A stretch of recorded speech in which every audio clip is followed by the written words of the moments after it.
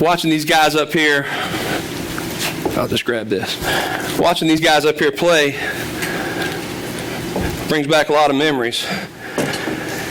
Because back in the day, I tried to be a rock star. And it was, apparently there was a prerequisite back then that if you wanted to be a rock star in the late 80s, early 90s, you had to have great hair. So, apparently the snakeskin spandex and the white frilly boots just wasn't enough to put me over the top. And if I had made it, I probably wouldn't have had much longevity.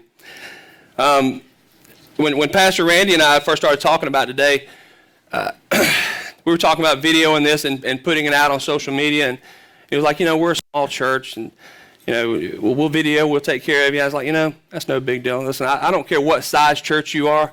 You guys have packed this room out today, and I can't thank you enough.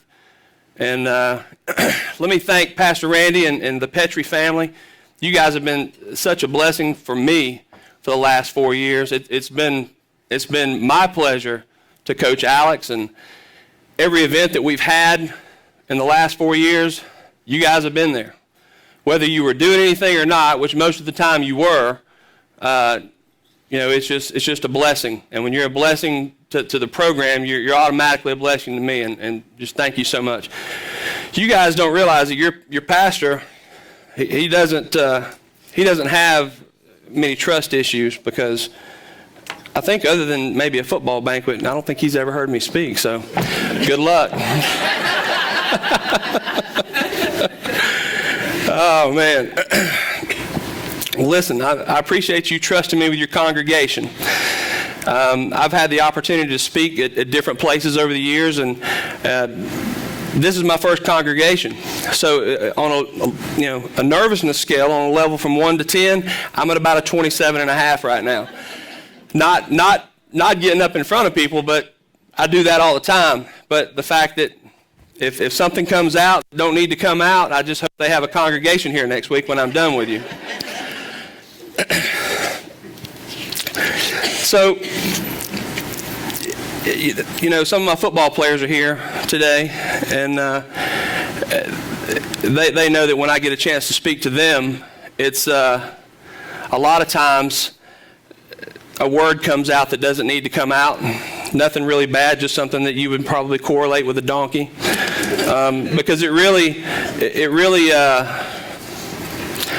when you're trying to pump a football team up to get ready to go play, it's better to say go whip their donkey, rather than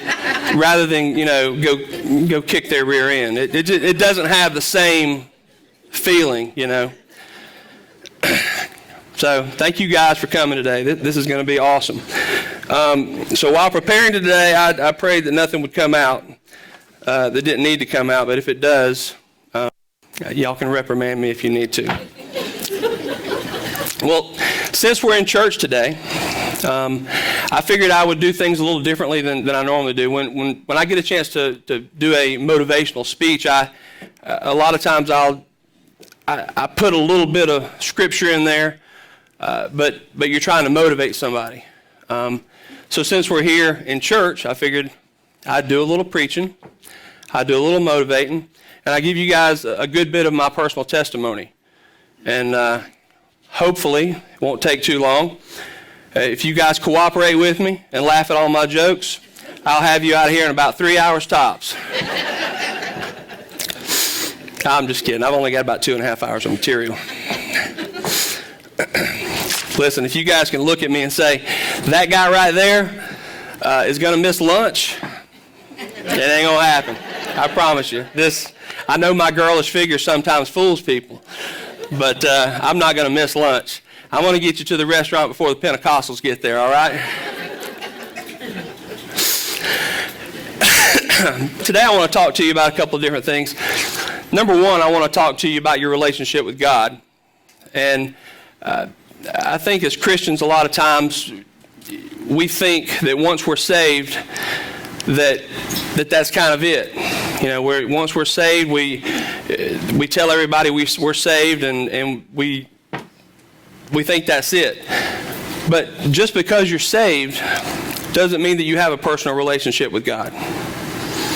it takes time to develop a personal relationship with God. That's right. And if you're not going to the Lord on a daily basis and spending that time with Him, you don't really have a relationship. It's one thing to tell people, hey, I'm saved. But it's another thing to say, hey, I have a personal relationship with God. And it took me a long time to realize that. And another thing I want to talk to you about today is your desires. You know, having a personal relationship with God, and your desires, they kind of go hand in hand. And so I want to, you got Psalm 37:4. Delight yourself in the Lord, and He will give you the desires of your heart. Now, to me, when I read that, I automatically think, if I have a personal relationship with God and I put God first in my life, that He's going to take care of me. He's going to take care of my desires. Now, I'm not talking about money. For some of you, money is your desire. And some of you think success is about money. You know, if you want to make a lot of money, that's great. But sometimes your desires are just what fills your heart and what fills your soul every day of your life. I get to do that with coaching football. You know, I went a long time, you know, messing with young kids, playing football, and finally got my chance to coach at the high school level. And I've been there now for, I guess, 15 years or so, 14 years. So the two go hand in hand. God's going to take care of you as long as you put Him first. And I'm a testament to that, I promise you. A little background on me. I'm not an ordained minister. Y'all probably know that by now. Although I've been thinking about doing it. I've been thinking about becoming ordained. And I think all you have to do these days is go online, type a few things in, and hit enter, and you're ordained. I think some of them you might have to pay a little money. But you know, for me, it's not about vanity. I want to be able to get up and do my daughter's weddings. As my 15-year-old says no. Listen, it's not for you, honey. I want to do that, so I want to do that for their husband to be. Can you imagine me standing up here, eyeballing that dude right there? Walking back, and I'm not going to stand here like this, you know. I'm going to be like this right here, staring at him the whole time. Do you promise to honor, love, and cherish my daughter? Do you promise to fear your father-in-law as long as he shall let you live? Let me tell you, if I can do that with a straight face, there's a lot of dads that are going to hire me for their wedding, I promise you. And I'll get to charge whatever I want. They're going to look at me and go, hey, can you do that thing you did at your daughter's wedding? Absolutely. Oh, man. I'm going to be fighting with this thing on my ear. Randy told me that sometimes you got to fool with it. I feel like I need to duct tape it because it's just flapping out there. Well, let me get started. I grew up with two of the most amazing parents that a kid could ever have. We moved to the Jonesboro area about the time I was 6 years old. And it's where I spent the majority of my childhood. That's about the same time that I started playing football and baseball, and I kind of excelled at those sports. And I did try playing basketball for a couple of years in junior high, but basketball just really wasn't for me. I was the guy that they sent in there when they needed to foul somebody. And I still remember in the 8th grade, our coach was a guy named Coach Mudd. He was this surfer dude. He had red hair and kind of balding and kind of long in the back, and you know, he kind of had that surfer dude mentality. And I remember he let me be on the team, and I was excited about that. And I think the only reason he let me be on the team was because I hustled, you know. And it wasn't because of my great basketball athleticism, but he let me be on the team. And I still remember the very first game I ever went into. typically when the coach tells you, looks down the bench and he goes, hey, I need you to go get so-and-so. Well, you go over here to the little table and you tell the people, hey, I need to go in. Well, he looked at me, he said, Tommy, I need you to go in and get so-and-so. I took that jumpsuit off and I ran straight out onto the floor. Technical foul. My first memory of playing basketball was me committing a technical foul because I didn't have a clue what I was doing. And when I got back over to the side, Coach Mudd looked at me, he said, well, I guess I should have talked to you about everything. I said, yeah, you should have. My mom's side of the family is predominantly Catholic. My dad's side of the family is predominantly Methodist. And I've been a member of a Baptist church for about the past 15 years. So as far as my denomination is concerned, I'm a Southern Baptist Cathodist. And look, I go back and forth, And my mom's side of the family being Catholic, my memaw on that side, which is my grandmother, she tried to push Notre Dame on me quite a bit. And me being a Georgia Tech guy, I didn't hate Notre Dame, but I really didn't root for Notre Dame. When Georgia beat Notre Dame in the national championship, way back before some of y'all were born, she called me all night long. What do you think is going to happen now? I don't know. We're winning right now. Notre Dame will score. Ring, ring. What do you think is going to happen now? So thankfully we won that ball game. But I still remember she pushed Notre Dame on me so much that she would buy me clothing to wear, and I would hardly ever wear it. And I remember there was a pair of shorts that she bought me. It was a blue pair of shorts that had Notre Dame on one side, Fighting Irish on the other side. And I wore them from time to time just to make her happy. And she passed away when I was 18, and I kept those shorts for years and years after, because she loved giving me that. And I remember playing softball, and I was playing for a Baptist church, and Stephanie and I were going to a Christian church at the time in Jonesboro, and we were out there warming up, and all I had clean that day was those Notre Dame shorts. So I'm out there with Notre Dame shorts on, Baptist shirt on, and we're out there slinging the ball around, getting warmed up, and the guy looked at me, he goes, so you got Catholic shorts on, and you got a Baptist shirt on. I said, you don't know the half of it. Let me explain. And I just told him what I told you guys. He goes, you know what? You're covered. I went, yeah, I am. Yeah, because we live closer to my mom's side of the family, I ended up being raised Catholic.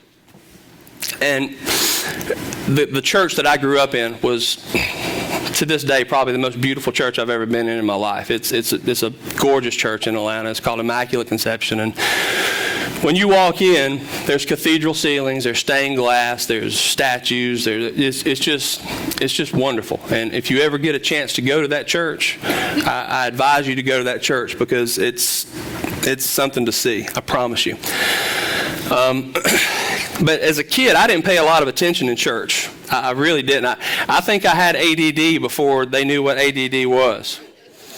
And I was one of these guys that when I walked into church, in a Catholic church, you got the little things you fold down, so you kneel on, and that was what I did. I played with that the whole time.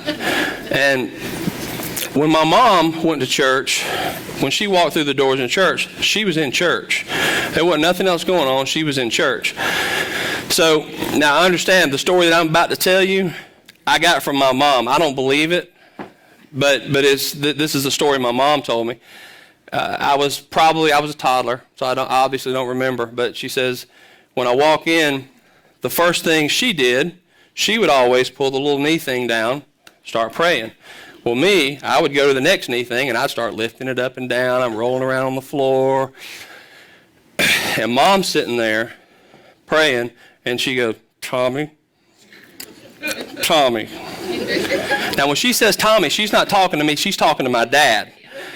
Because it's up to Dad, and Dad was 6'4", and he was a man. Dad was supposed to jerk a knot in my chain. Well, he did what he had to do, took care of me. And when our church started, there was a center aisle, much like this right here, pews on both sides. we rang a bell. Somebody went up and rang a bell in the front of the church to get church started. And when the bell rang, everybody stood up. If this is the front of the church, everybody turns around, looks at the entrance. Altar boys come down, priest comes down. It's quite a spectacle. I mean, it's something pretty awesome to see if you've never seen it. Priest is coming down the middle, he's blessing people, and well, this one particular day, everybody stood up and turned around, and there was nothing happening. There was no priest, the choir was not there singing, and my mom said all I heard was a bunch of laughter and commotion. She said she turned around and she realized that I wasn't standing next to her, and she looked up, and I'm the one ringing the bell. And my first thought is, let me tell you something. If I'm not going to be able to play with the knee thing right there, I'm getting this party started. We're going to go to the house as fast as we can. Now, if you know my family, my mama was probably hysterical at that point in time because everything her grandchildren did was precious.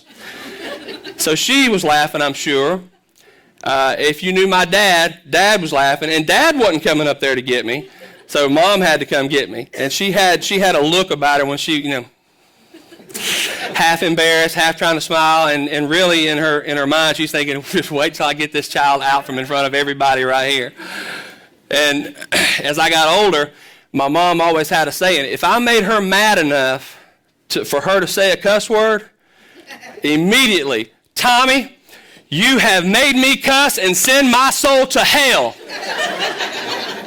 So I'm sure that's what was going on with her at that point in time. So I grew up believing in God. Growing up in that church, I felt holy every time I walked in the building. And I grew up believing in God because that's what I was taught. I grew up believing in God because, everybody around me believed in God. They sheltered me from people that didn't, or maybe we just didn't know anybody that didn't believe back then. Today is a lot different time. And so it wasn't until January of 2000 that I actually gave my life to Jesus.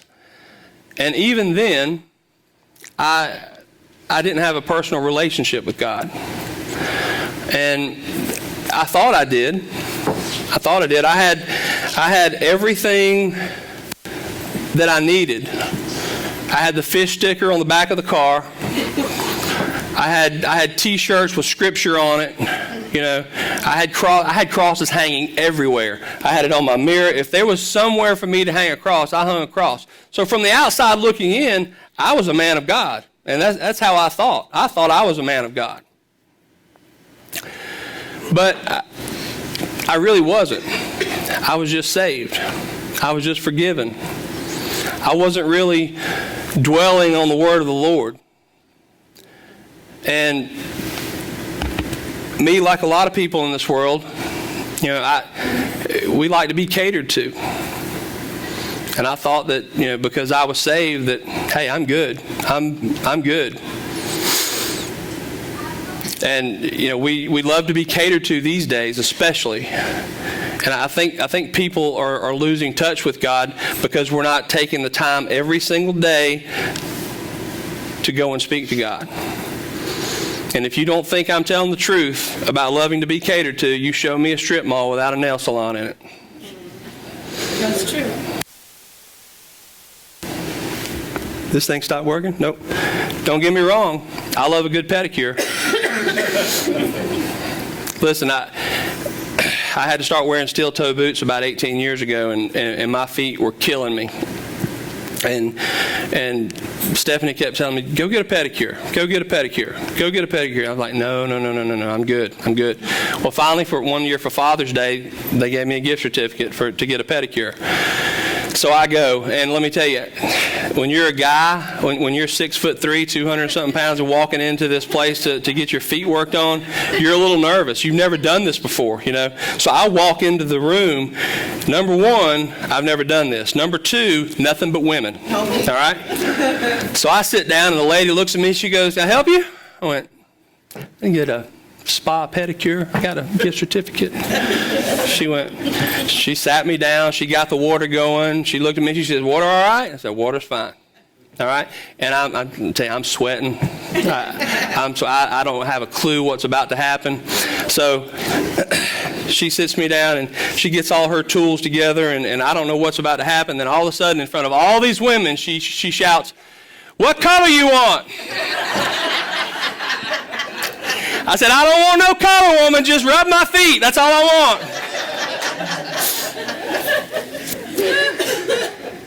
So I stopped going to that place and went to another place. I embarrassed myself thoroughly after that.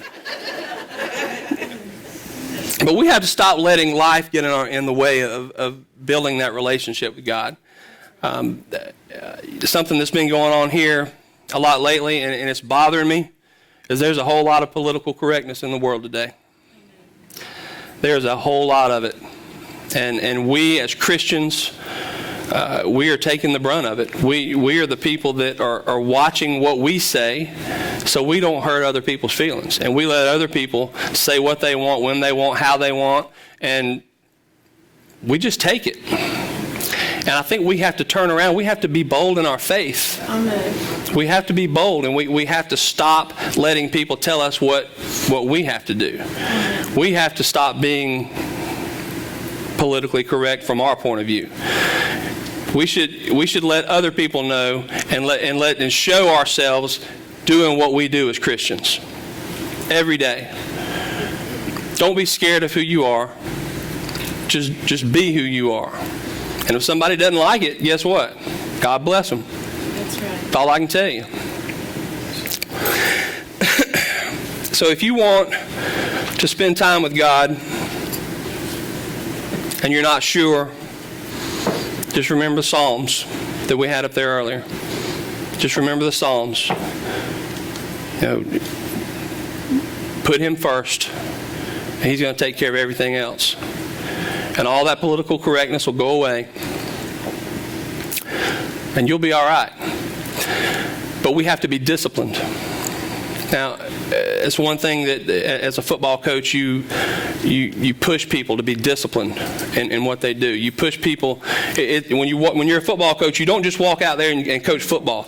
You got to talk to people about their nutrition. Are you eating right? Are you working out right? Are you running? Are you staying in shape? What are you doing on Friday and Saturday night? Are you doing something on Friday and Saturday night to hinder what you're going to do on the football field? We can't be with those guys 24/7, so we have to talk to them when we got them. When we got them during workouts, during football practice. So it's hard to keep somebody disciplined. You have to discipline yourself. Can you put Hebrews 12 up? For the moment, all discipline seems painful rather than pleasant, but later it yields the peaceful fruit of righteousness to those who have been trained by it. Therefore, lift your drooping hands and strengthen your weak knees, and make straight paths for your feet, so that what is lame may not be put out of joint, but rather be healed. Strive for peace with everyone, and the holiness without which no one will see the Lord. See to it that no one fails to obtain the grace of God, that no root of bitterness springs up and causes trouble, and by it many become defiled, that no one is sexually immoral or unholy like Esau, who sold his birthright for a single meal. For you know that afterward, when he desired to inherit the blessing, he was rejected, for he found no chance to repent, though he sought it with tears. Discipline. The word discipline, to me, is basically forming a habit. This thing starts with, for the moment, all discipline seems painful. That's because it's temporary. The pain is temporary. When you start disciplining yourself on a daily basis with anything in life, not just developing a relationship with God, but with anything in life, discipline is temporary.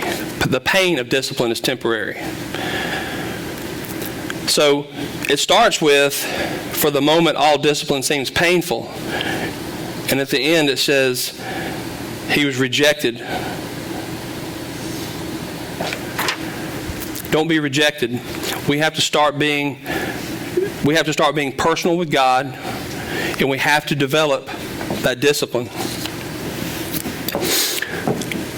And I'm not saying that because you have a personal relationship with God that you're not going to have problems in life. For God so loved the world, he gave his only Son, so that whoever believes in him shall not perish but have eternal life. Right up underneath there, it does not say, and the rest of your life will be perfect. I'm a sinner. My life's not perfect. If y'all saw what was going on in my head most of the time, y'all would look at me and go, you kidding me? I'm a sinner. I need God. You know, problems come up in my life. Now, I go to God with it. Back then, I would gossip with everybody I could gossip with. I promise you. I went to my buddies. Can you believe this happened? Can you believe that happened? Yeah, I remember when I was 13 years old, I decided to quit playing baseball. And I was going to concentrate on football. My mom and dad always told me I was a better baseball player than I was a football player. But my heart was with football. And so baseball season, practice had started, and I wasn't there. And there was a little restaurant in Jonesboro called Butch's. And we went there pretty frequently because it was right around the corner from where my mama lived, and we would go over there all the time. And it was also right around the corner from the baseball field. And I remember being at Butch's one night, and Mom and Dad goes, I wonder who's over at the ball field. Little did I know this was a plot to get me to play baseball again. Mom was like, I don't know. Let's go look. So they get me down there with all my friends. They come over to me. How come you're not playing? Come on, play. Before the night was over with, I had decided to play. And my heart wasn't in it, but you know what? All my buddies are out here, so I guess I'll play. Well, we go through practice. Everything was going good. And we get to the first game. And I come up to bat for the first time. And I had a little ritual that I would do. I was always taught to stand at the back of the batter's box and be able to reach over and touch the other side of the plate with my bat. Well, I got up there and I was looking good, man. I was getting back there. I was stretching. I was showing that picture that I was fixing to go yard on that dude. And next thing you know, that ball's coming right at my face. So I jump out of the way, and that umpire looks at me and he goes, "Ha!" So I jump up. I'm like, "Strike." I'm going to tell you what, I need some double-sided tape for this thing right here. So what are you talking about, Strike? The ball's coming in my face. So I'm a good sport, so I jump back up there again. The next pitch comes straight at my face. I jump out, I'm hitting the ground, dust flying everywhere. Hi! Really? Really? Third pitch, right at my face. I jump out of the way. Hi! I'm arguing with the umpire. I never argue with the umpire. I hardly ever struck out in my life, but let me tell you something. That was the most embarrassing moment of my baseball career right there, was that one at bat. So I walk over to the dugout, and the coach looks at me, he goes, "He throwing you curveballs?" I went, "Is that what that was?" I'd never spent any time with anybody teaching me how to hit curveballs. Never. And let me tell you something, that season got pretty bad. I had led the league in home runs from the age of 6 to the age of 12 every single year. The year I turned 13, I hit one because I didn't know how to hit a curveball. Because as soon as somebody saw that I didn't know how to hit a curveball, guess what I saw for the rest of the year? The only home run I hit was we went on some tournament where nobody knew who I was and the guy made a mistake. Listen, I'm telling you, back then, if you threw one down the pipe, I was going to make you pay. But if you threw me a curveball, you were going to make me look like a newborn giraffe, I promise you. And if you don't know what a newborn giraffe looks like, it's something very similar to this right here. It got so bad that when they announced me, my football number was 12, my baseball number was 9. And when they would announce me, now coming to the plate, number 9, shortstop Tommy Brown, women and children were scattering because they knew that I was going to let go of that bat, swinging at a curveball, and the bat was going to come up in the stands. It got pretty bad. I didn't spend any time with anybody. Nobody spent any time with me teaching me how to hit a curveball. I'd never seen one. I was a kid having fun playing baseball. I didn't know what a curveball was. These days there's year-round baseball. They work on that stuff day after day after day after day. We didn't have that stuff back then. And me being kind of a naive kid, I didn't know to ask. I didn't know, hey, can you teach me how to hit a curveball? I didn't know. So I suffered through that whole year. And yes, that was the last year I ever played baseball. So I don't care what we have to do as Christians, it's time. It's time for us to start spending time with God, period. The end. Because what are you going to do when life throws you a curveball? When something comes at you that you've never seen, and I promise you it's coming. These days and times, the internet's throwing stuff at you left and right. It's coming. You know, I've gotten to the point now where I've grown close to God, and I've noticed that my circle has gotten smaller. I have a circle of about 5 or 6 people outside of my family and people that I work with. I have a circle of about 5 or 6 people. And that's all I need. A lot of people are, they say, well, I got 1,000 friends on Facebook, or I got however many friends on. Those are acquaintances to me, most of them. I've got a circle of about 5, maybe 6, that I know I can count on, and I go to talk about things. Other than that, I go to God. Because the closer you get to God, let me tell you something, your buddies, they're not going to like it. Your buddies aren't going to like it. Because you're moving. You're moving in the right direction. And your buddies are standing still. And movement causes friction. So you're basically rubbing your buddies the wrong way. But that's okay. As long as you know where you're going. As long as you're setting the example. That's all that matters. Sometimes people grow closer to God and don't even realize it. I'm about to embarrass my wife right now. When she was going back to school and getting her degree, when we bought the house we're in, we had a formal living room at the front of the house, but we don't need no formal living room because we're just not uppity like that. So we put a couple of double doors in there, some side lights, and we made it a home office. So, typically we thought, well, the kids will be in there doing homework, but they're not. They're in their rooms doing homework. And me and her would use the office whenever we needed it.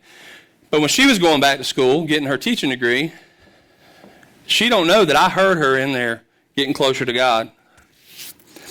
Every night. It never failed that once every night, no matter what, me and the kids would be either watching TV, cooking dinner, doing something, and all of a sudden from the room you would hear, "Oh my God, I don't think I can take anymore!" She's shaking her head. She knows it's true. And listen, don't let there be a technical problem. Don't let the laptop freeze up or the printer not work, because then it's Mother of God.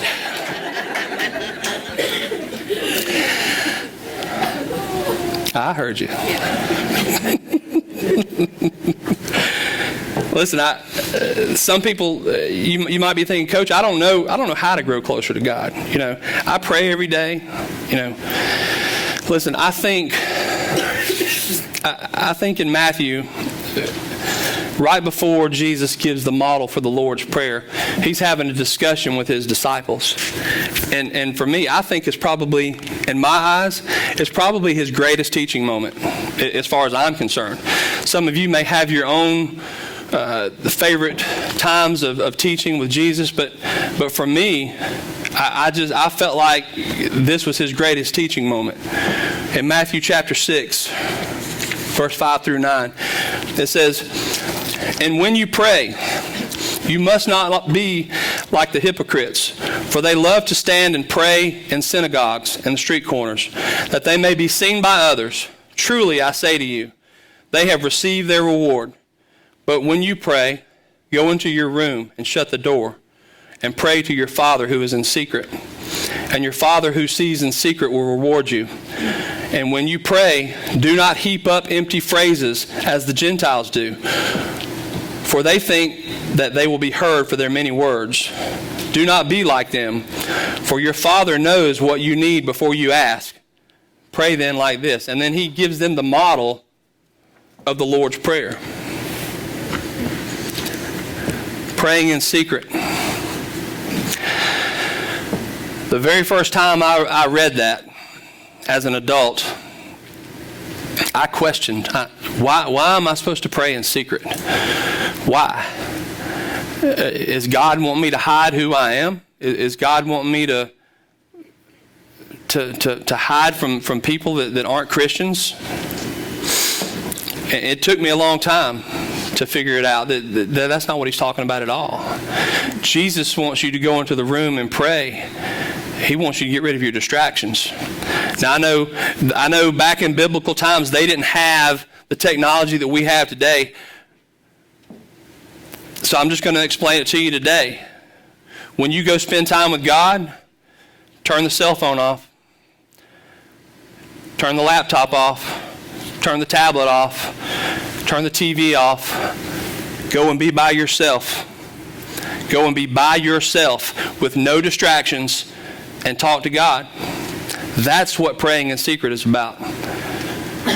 Because how many times have you been in the middle of prayer and your phone rings? Or you get a text message? That little thing right there will put a wedge in between you and God. That's right. When you go to spend time with God, go spend time with God. Get rid of the distractions. If you got kids, go to a room and lock the door and they don't know where you're at.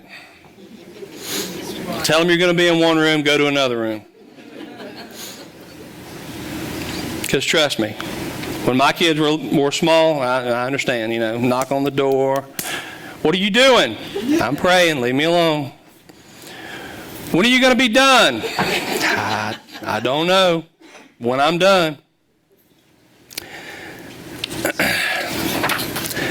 But I think the most important part of that scripture is going into your room and shutting the door. It really is. Listen, I want to talk about a few things that have been very significant moments in my life. And when I told you earlier that when I was growing up that I believed in God because that's what I was taught, what I'm about to talk to you about are some moments in my life where God showed himself to me. And for the rest of my life, I will believe in God. There's nobody on the face of this earth that will ever make me believe otherwise. And some of this may seem, minimal to you. But for me, this is where my desires came in. And this is where my desires took over my life. I started coaching at the age of 18. And that very first year that I was coaching, we went undefeated. We had one tie, and then we ended up losing to the team we tied to in the championship game. And that gave me the hunger to want to coach. And from that point forward, I didn't coach full time after that for a while, but I would help people with their kids. They were like, hey, my kid's going to be playing for this team. Can you help me with this? Can you help me with that?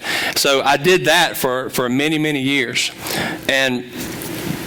But listen, my love for Friday night was taking over. And I just love those Friday night lights so much. That, listen, when I was a player in high school, we didn't win a whole lot of ball games. We really didn't. We were battling Forest Park every year to see who was going to be last place. And, I was a quarterback, so being a quarterback for that team that was battling for last place didn't say a lot about your quarterback. But I loved it. There was just something about Friday night. And I guess this would have been about 2002. One of my former coaches was the head coach at Lovejoy High School. And I had talked to him about coming and helping him on Friday nights. And he didn't have anything for a few years. And they were building a new stadium nearby. And I'm always the kind of guy that when I need to go spend time with God, I go to a football. I always have.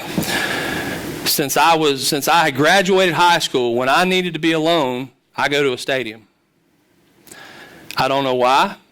I just do. I feel comfortable right there. And I get rid of all of my distractions right there. And I remember the stadium that I went to wasn't completely done. The field was done, and I was walking around the field, and it was dark, and I was the only one there. And I just remember this overwhelming feeling coming over me that this is where this is what I want. More than anything in life, outside of family, outside of where I make money, this is what I want. I want to be on the sideline on Friday night because that was my desire. And before the night was over with, I am crying. I have slobber coming out. I have snot bubbles coming out. And I'm talking to God. I'm going, God, this is what I want. I don't care if I have to stand on the sideline and hold a clipboard. This is what I want.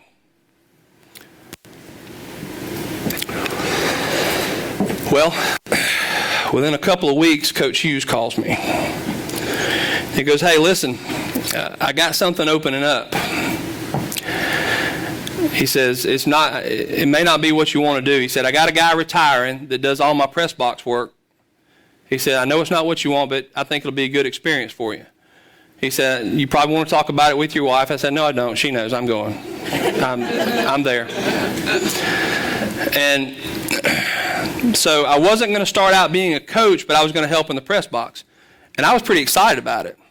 And so I go there, and I go talk to the coach, and we were getting ready to play it was a scrimmage game. We were going to Sandy Creek to play a scrimmage game. And he said, listen, I'm going to have you doing something different. He said, there's our offensive coordinator over there. I want you to go over there and talk to him. He's going to get you set up. I went, all right. So we get all the way down to Sandy Creek, and I remember it was about maybe the third offensive series that it hit me. I was so excited up until that point that I didn't realize it, but all of a sudden I was standing on the sideline holding a clipboard. And I almost started crying on the football field right there.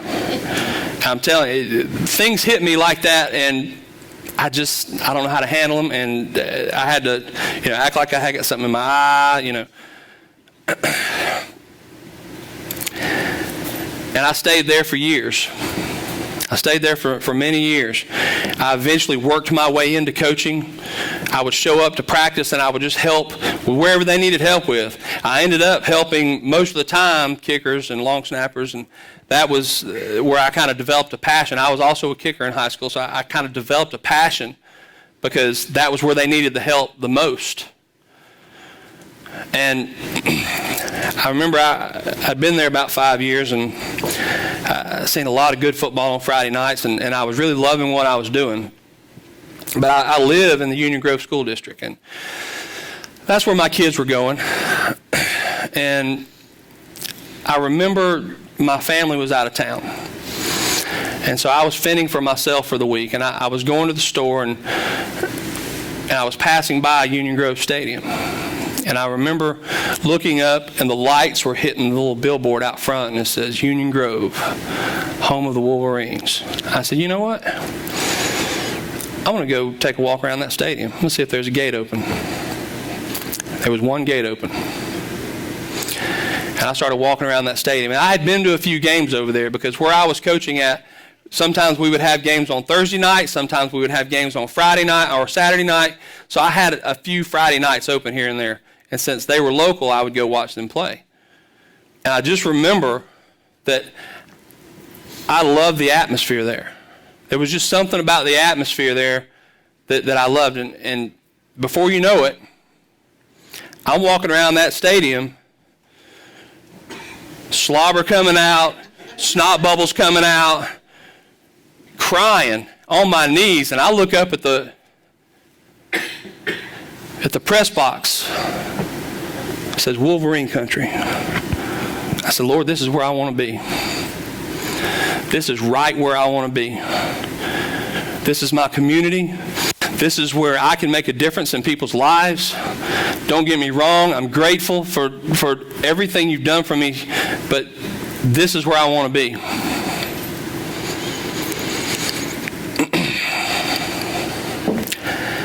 The next week, he's here today. I'm about to say his name and embarrass him. A friend of mine, Scott Securo, calls me. I remember walking in the door and the house phone was ringing. And we make small talk for a minute, and he goes, listen, the reason I'm calling, he says, I was wondering if you heard what was going on over there at Union Grove. What's going on at Union Grove? I didn't know he was talking about football. I thought he was just talking about the school.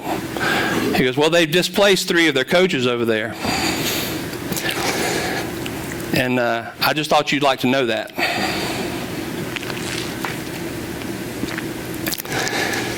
I hung up the phone. I knew I had the job. I didn't know what I was going to be doing, but I knew I had the job. That was twice in my life that I was humble, and I went to the Lord, and I got rid of my distractions, and I told him what I wanted, and I was very distinct with my prayer, and I told him exactly what I wanted. And it happened exactly the way I asked for it. And I've been there ever since. I'm now on my 4th head coach. I'm the longest tenured coach there at Union Grove now. Now listen, I want you to understand something. I don't believe that I'm the best coach on staff. But I'm there for a reason. There are some younger coaches there that are way better coaches than I am, but I'm there for a reason. And you're probably going, well, it's obviously not to win a state championship, coach, because you ain't won one of them. Listen, if I can get a head coach to hang around long enough and let me train him, we'll win a state championship. I shouldn't have said it. Coach Melton's going to make me run when he hears this. I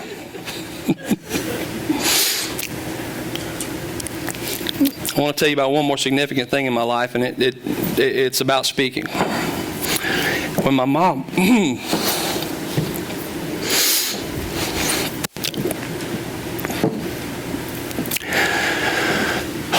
When my mom died in 2009, I spoke at her funeral. And I'd put something together, and it was really, I didn't get a chance to speak at my dad's funeral. And because we were at a funeral home, and the funeral, there was a funeral coming behind us, and I didn't get the chance to speak.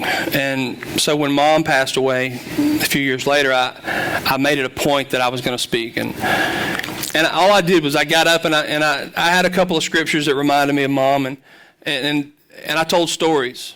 You know, I told stories about my childhood and my family.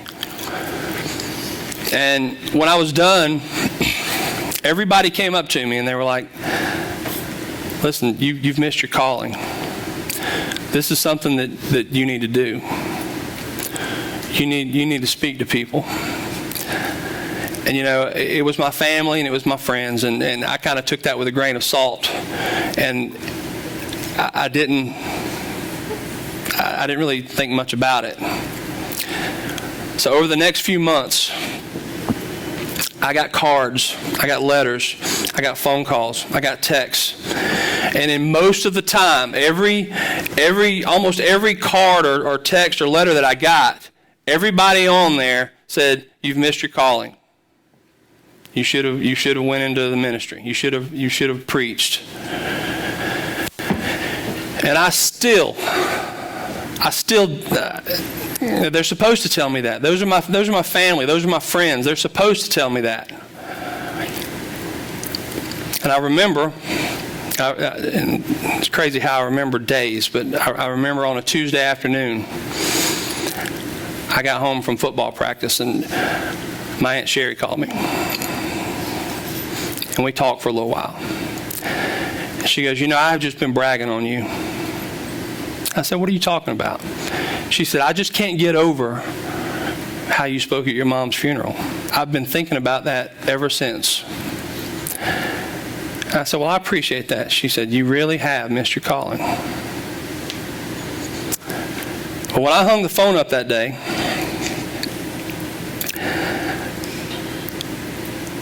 I actually prayed about it. And I want you to understand, when I pray, I'm not the kind of guy that goes to the Lord and says, Lord, you got to show me a sign. Show me a sign to let me know that I'm doing the right thing. I just don't do that. I don't believe that. But because it was something people kept telling me, it was something that I never wanted to do. I wanted to be a rock star. I didn't want to be no professional speaker. That's crazy. And I remember telling God, listen, people keep telling me this. People keep calling me and telling me that I need to do this. And you're going to have to hit me in the face with it, Lord. You're going to have to show me, because I just don't know. I don't know how to do this. If it's something that you want me to do, you're going to have to hit me in the face with it. We have a Thursday morning, back then we had a Thursday morning prayer breakfast. And Wednesday afternoon at practice, our team chaplain was a guy named Buddy Norton, and I actually played football with his son, so I have a long history with